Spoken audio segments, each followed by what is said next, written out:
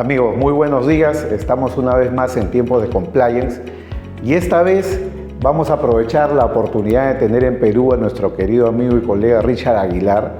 Richard Aguilar es peruano, pero ya hace muchos años se mudó a vivir a España, específicamente en Cataluña, en Barcelona. Él es licenciado en Derecho y máster en Derecho por la Universidad de Barcelona y próximamente obtendrá el doctorado correspondiente.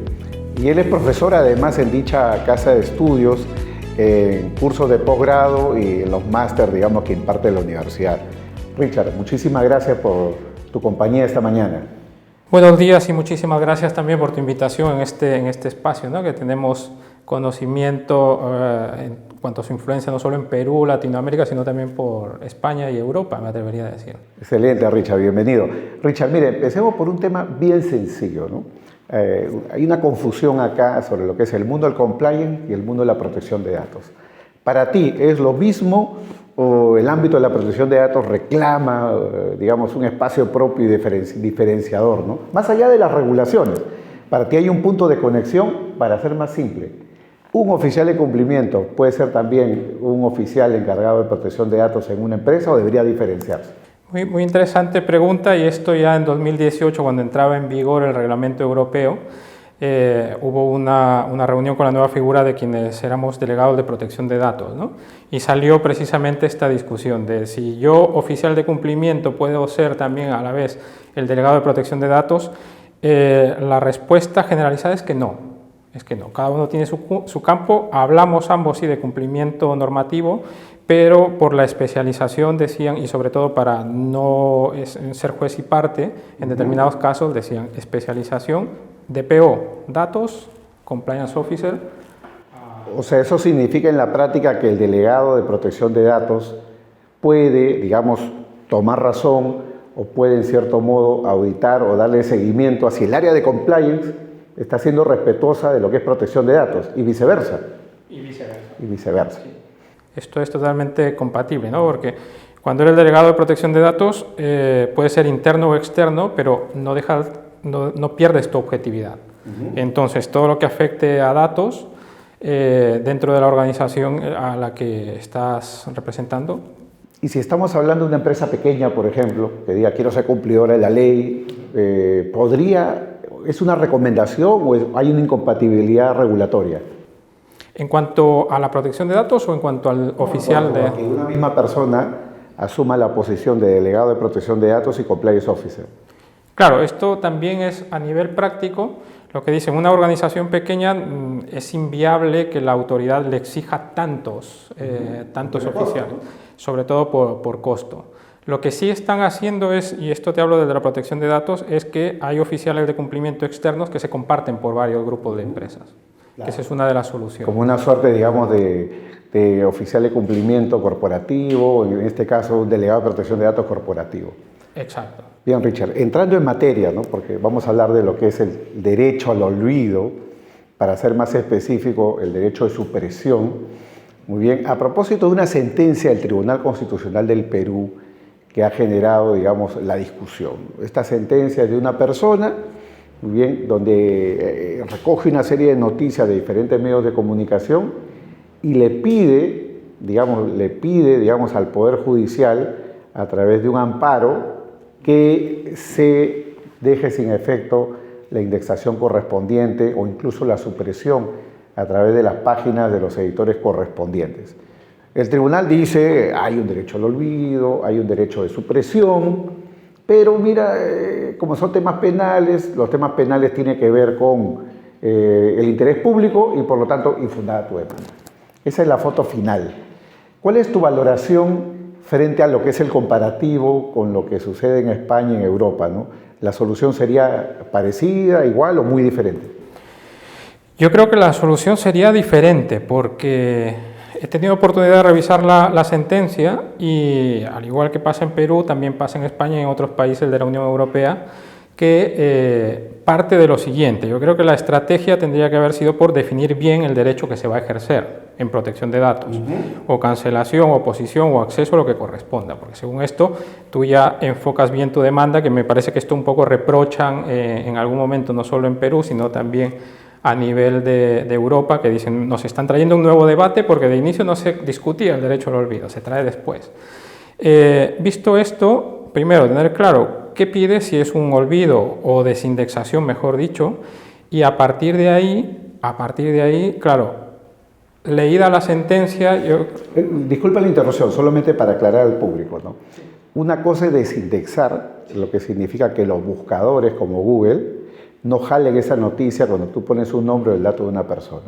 Y otra cosa ya es la supresión, ¿no? Donde, por ejemplo, el medio de comunicación que publicó la noticia elimina el link y elimina la información. Son dos cosas completamente distintas y tú dices que hay estrategias variadas según cada caso. Correcto, sí, precisamente agradezco esta precisión porque la supresión en Europa, que es la cancelación aquí en Perú y Latinoamérica, refiere a borrar el dato concretamente. Elimina esos datos de tus ficheros o de tu posesión porque no tienes legitimidad para ello. En cambio, el olvido es como algo concreto dentro de la supresión que va únicamente a me borras del listado de búsqueda de los motores. Borrar el motor. Exacto. Ya ha salido un comunicado del Tribunal Constitucional hace poco, de España me refiero, sí, haciendo referencia precisamente al caso de los motores de búsqueda. Sí. ¿Cuál es tu valoración sobre ese tema? Sí, precisamente trayendo a colación esta sentencia es de 29 de junio de este año, 2022. De 2022, del Tribunal Constitucional. Aquí aborda, y es muy interesante la lectura, que también serviría para otros tribunales, en el sentido que, primero, se define qué son los derechos aquí denominados ARCO, ahí se pueden denominar ARCO Plus o ARSO, y después de hacer un análisis casi exhaustivo de estos derechos, enfocan el cómo se debe ejercer, qué se debe pedir y a quién, si al buscador o al editor de la página, y a partir de ahí dicen, bueno, sí que nos vamos a encontrar, como trayendo a colación la sentencia de Perú, del Tribunal Constitucional de Perú, con un sujeto que no solo es una persona física o natural aquí, sino que además es un empresario. Las discusiones del Tribunal Constitucional es, trayendo también sentencias de los tribunales de justicia y el Europeo de Derechos Humanos, indica, se tiene que valorar distintos moduladores. ¿Por qué? Porque ahí prima el derecho a la protección de datos frente a los otros derechos fundamentales, porque todos son derechos fundamentales, el de datos, el de información, el de la vida privada, entre otros. Derechos constitucionales todos. Derechos fundamentales, correcto. Entonces, para ponderarlo, dicen, siempre prima el derecho a la protección de datos, pero hay que modular. Si este señor o este sujeto tiene presencia pública, ya es un modulador a tener en cuenta. Si este sujeto tiene si tiene presencia pública significa que puede haber más injerencia en su vida personal. Digamos. Exacto, que él ha expuesto determinada información, entonces se va relajando un poco esa protección reforzada, ¿no? Otro es el carácter tiempo y otro es el que mencionaba con la sentencia Google 2 también del Tribunal de Justicia, en el que interviene Italia. Francia. En la sentencia Google 2 ya menciona concretamente los antecedentes penales. ¿Qué pasa si estamos con un empresario que a la vez tiene antecedentes penales? Ahí dicen, no porque sea empresario y existan antecedentes penales, inmediatamente no tiene protección y no se pondera la protección de datos. No, es un modulador más. Se debe tener en cuenta si son infracciones leves, si son infracciones más graves y según esto, en el caso concreto se tiene que valorar si es un hecho que se tiene que difundir o no, frente al derecho de los internautas, ¿no? Que tú puedes decir... Informarse, a conocer. Exacto. Y aquí le añadiríamos algo más, porque si vamos a hablar de sentencias, todas muy interesantes, no se ha formulado aún, trayendo a colación lo que tú preguntas y lo que tú ejerces, ¿no? Si esta información de los antecedentes penales vulnera lo que conocen más los penalistas, ¿no? Que esto lo traigo a colación, que es el principio del indubio pro reo.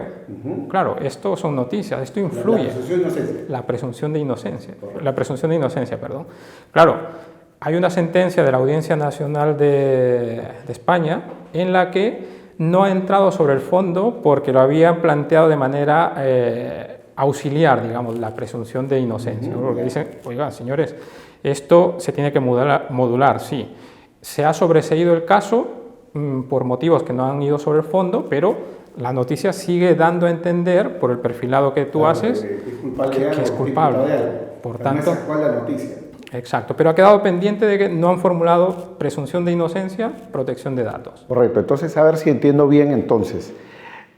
Podríamos decir que en España, que sigue además los lineamientos de Europa, el reglamento del 2016, podríamos decir que el sistema de protección de datos y las autoridades y la regulación son más pro ciudadano, pro individuo, que lo que hemos visto, por ejemplo, acá en Perú con la sentencia del TC, donde dice, oye, si tienes un rasgo de algo vinculado a un crimen, prima libremente y con carácter general el interés público, es decir, la difusión. Claro, en ese sentido sí que se intenta proteger y ponderar los derechos fundamentales frente a lo que también está pasando con otro sector que nos vamos, que es el de los consumidores, ¿no? Lo que solemos decir en la práctica o pro empresa o pro consumidor. Aquí pasa lo mismo, ¿no? Titular de datos versus las empresas que van manipulando o van tratando esta información. Claro. Se inclinan hacia los interesados. Claro, como había mencionado al inicio, tú además de ser teórico, eres práctico, o sea, trabajas como abogado en el bufete Casanovas y ahí se ve temas de protección de datos. Y tú en tu práctica profesional, ¿cómo tú ponderas y cómo decide un cliente en términos generales si ir por la vía administrativa, la autoridad de protección de datos, o ir a la vía judicial y buscar una indemnización? ¿Cuáles son las variables que hay ahí?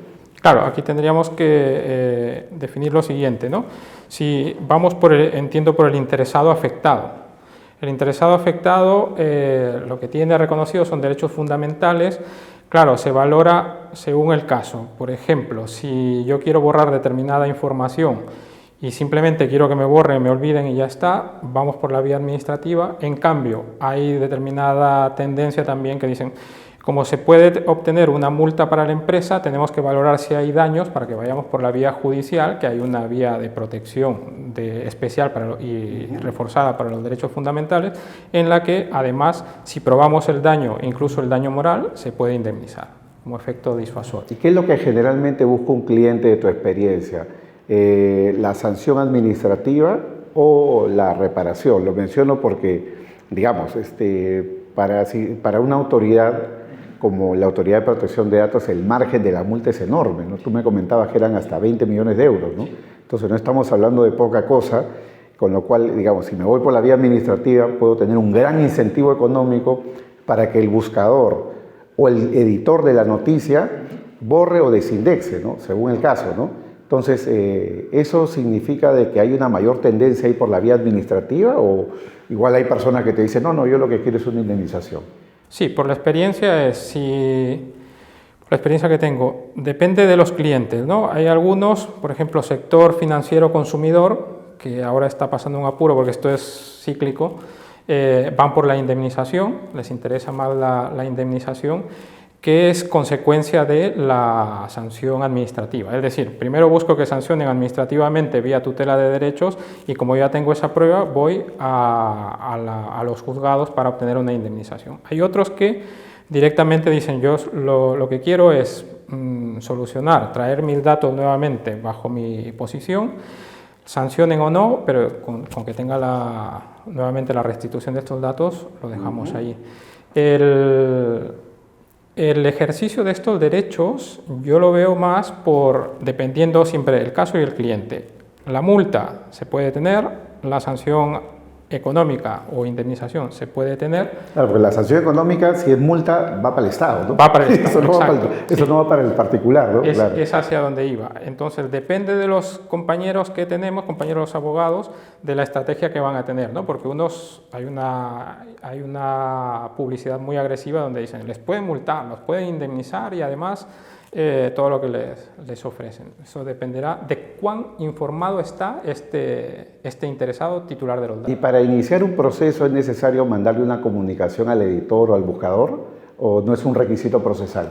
Si estamos hablando de ejercicio de derechos, concretamente el de olvido, ya han dicho las sentencias, concretamente las Google 1 y 2, que no es obligatorio ir antes con el editor, sino que puedes ir directamente a solicitar ese olvido a los motores de búsqueda.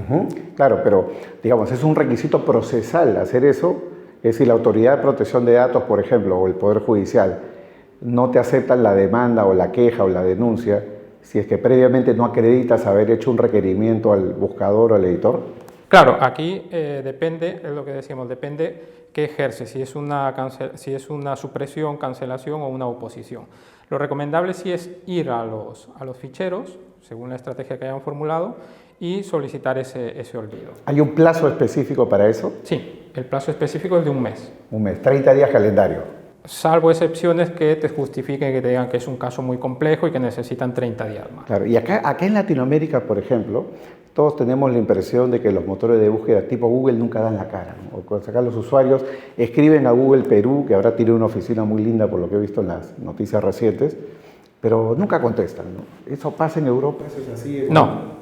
El no contestar o atender a un ejercicio de derecho, sea el de olvido, sea el de acceso o cualquiera, dentro de estos 30 días inmediatamente vas a la Agencia de Protección de Datos, aperturan un procedimiento que puede devenir en un sancionador previo al de tutela de derechos, que es, te comunico a ti Google que te han ejercido un derecho que es el de supresión o el que corresponde de los ARCO, debes atenderlo porque no me consta que has contestado. Entonces ellos tienen que probar esa contestación y en caso que no haya alguna justificación debida, procedimiento sancionador. Richard, voy a hacerte una pregunta que te va a sonar muy extraña, ¿no? Pero vale la pena siempre pensar en el futuro. Hoy por hoy, todo lo que es protección de datos está enfocado desde el individuo, la persona natural. Sí. Pero hay voces, o crees tú que habrá voces a futuro que hablen de que este derecho lo pueden ejercer también las personas jurídicas de derecho privado y público. Lo digo ¿por qué? Porque hace 30 años atrás todos decían, por ejemplo, el derecho al honor es un derecho personalísimo vinculado a la dignidad personal, no lo pueden tener las personas jurídicas. Y eso ya cambió. Hoy en día hay sentencias de Perú, del extranjero, de España, que señalan de que el derecho al honor también le compete a una persona jurídica. Ha habido una evolución, ¿no? Y en cierto modo hay muchas formas de explicación vinculando lo que es la dignidad personal de los miembros del colectivo para tratar de justificar de que ese colectivo tiene un derecho al honor. Pero no siempre es así, porque tú puedes dañar la reputación de un banco, por ejemplo. Imagino el BBVA, ¿no? El BBVA Perú, y yo hago una publicidad absolutamente perjudicial y digo que está vinculado, inventándome, al lavado de activos. Claro, esa noticia es absolutamente perjudicial. Entonces, en teoría, pensando, ¿no? Una empresa podría ir y decir, oye, desindexa esa información o elimínala porque es manifiestamente falsa.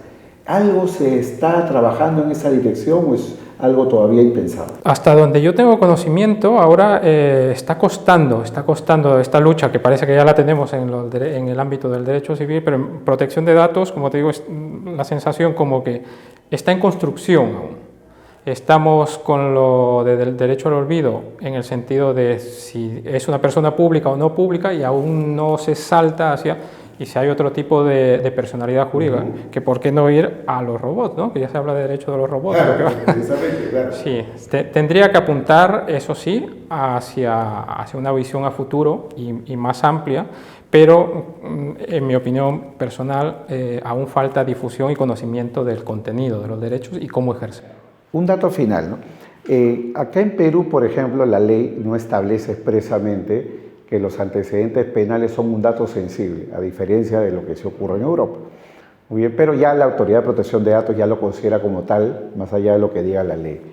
En España en particular han dado un paso más, en el sentido de aprobar un Real Decreto en el 2021 que habla, ¿no?, de lo que es el régimen de protección de datos en los antecedentes penales con mandatos directos a los funcionarios públicos que administran esa información. ¿Cuál es tu valoración sobre este dato legislativo?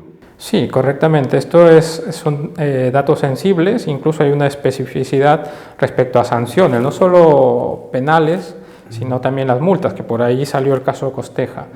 Esto es bastante bueno y es más, ahí en España, por ejemplo, el derecho al olvido está codificado con un aproximado de 48 leyes que están vinculadas a ella. Entre ellas está el reglamento sobre los antecedentes penales, que es un caso, como te digo, tratando a las autoridades de control según el caso concreto, modulando, viendo, incluso añadiendo sentencia Google 2 que indican, tienes que ver si es una sanción que incluso ya pasó el tiempo, que si se ha publicado a inicios de investigación, luego ha acabado o ha tenido otro resultado u otro avance, tienes que actualizarlo y que incluso te podría dar opción a este olvido de lo anterior, ¿no? Y sí, es decir, es un dato sensible en el que se tiene que valorar, ponderar tiempo. Otro, derecho de los internautas, y otro, los derechos que están en juego del interesado, entre ellos la intimidad, la privacidad y el de calidad de datos. Bien, Richard, muchísimas gracias por esta rápida y amena conversación y esperamos tenerte pronto nuevamente de visita por Perú para seguir hablando de estos temas tan interesantes. Amigos, eso es todo por hoy. Acompáñenos una vez más en Tiempos de Compliance. Buen día.